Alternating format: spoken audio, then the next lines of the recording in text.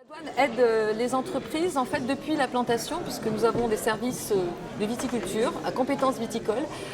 qui sont là pour gérer l'ensemble en fait des déclarations qui ont trait à la fois à la production vitivinicole mais aussi au potentiel viticole, c'est-à-dire au parcellaire viticole. Donc la douane elle intervient depuis l'arrachage des vignes finalement jusqu'à la plantation, voire la replantation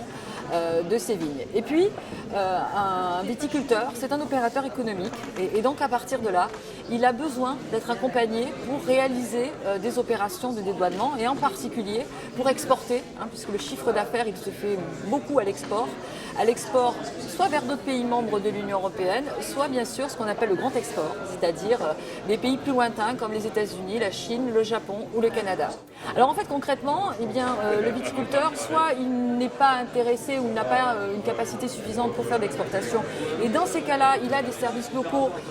des services à compétences viticoles qui s'occupent soit seulement de viticulture, soit de viticulture et de contributions indirectes. Et dans ces cas-là, c'est ce service qui va l'accompagner pour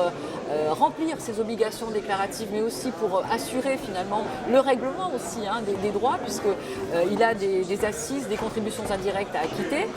Et puis si c'est un viticulteur qui a envie d'élargir son panel d'activités, qui a envie de conquérir des débouchés commerciaux à l'étranger, et bien dans ces cas-là, il va s'orienter vers ce qu'on appelle les pôles régionaux d'action économique. Il y en a dans chaque région. Et au sein de ce pôle d'action économique, il y a une cellule conseil, comme son nom l'indique, qui va le conseiller sur le régime à adopter. Certains, par exemple, pourront bénéficier de régimes simplifiés parce que finalement, ce sont des opérations assez simples. Et puis d'autres, au contraire, il faudra prévoir des mécanismes un peu plus sophistiqués pour lui permettre justement de sécuriser. Parce que c'est ça aussi l'objectif, c'est pas seulement de simplifier, mais c'est aussi de sécuriser l'opération pour que notre opérateur n'encourt pas de risques fiscaux ou juridiques à l'arrivée dans le pays d'importation. En fait, nous sommes en contact régulier avec les différentes composantes du secteur professionnel de la viticulture et de la filière vitivinicole à titre général.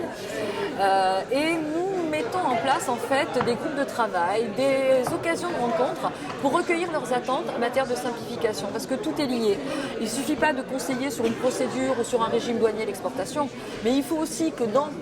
les opérations que nous faisons au quotidien, que l'opérateur a à faire au quotidien en termes d'obligations déclaratives, en termes de règlement vis-à-vis de la douane, en termes aussi de suivi en comptabilité matière, c'est très important dans ce secteur. Il faut savoir que les assises, elles sont calculées sur les quantités. Donc l'assiette est importante et donc il faut que l'opérateur il puisse aussi déjà avoir une gestion qui soit plus simple au quotidien de toutes ces opérations fiscales. Simplification, compréhension de la réglementation, donc des supports de documentation qui soient les plus clairs, les plus lisibles possibles, sécurité juridique, parce que la douane contrôle aussi,